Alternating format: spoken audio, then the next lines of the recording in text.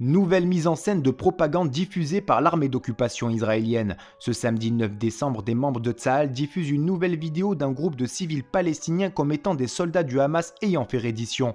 On peut y voir un homme identifié comme étant Mounir Keshta El Masri, gérant d'un petit atelier d'aluminium au nord de Gaza.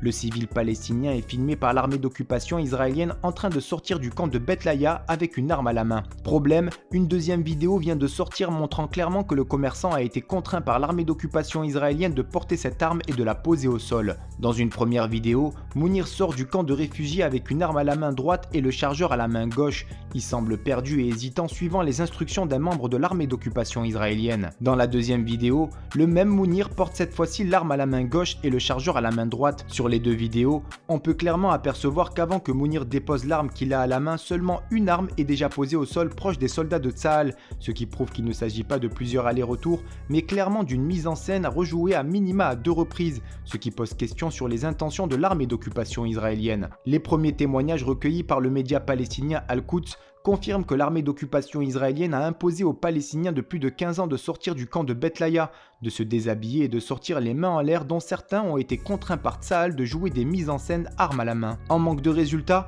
le régime de Netanyahou est-il contraint de faire des mises en scène pour étouffer ses échecs à Gaza? La question se pose d'autant plus que l'armée d'occupation israélienne a subi de lourdes pertes dans le nord et dans le sud de Gaza. En effet, en 72 heures, 25 soldats de l'armée d'occupation israélienne ont déjà été éliminés par les brigades fantômes d'Al-Qassam, dont 2 membres de la famille du ministre général Gadi Eisenkot.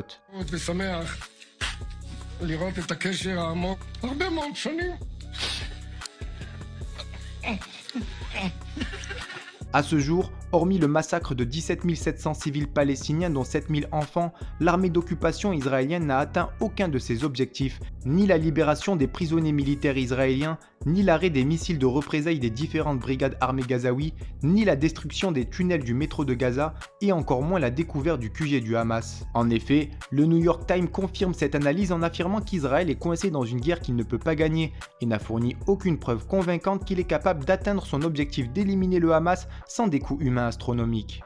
Et vous, pensez-vous que l'occupation israélienne s'engouffre dans ses mensonges pour étouffer ses échecs? Donnez-nous votre avis en commentaire. En attendant, rejoignez-nous, soutenez l'information Break News.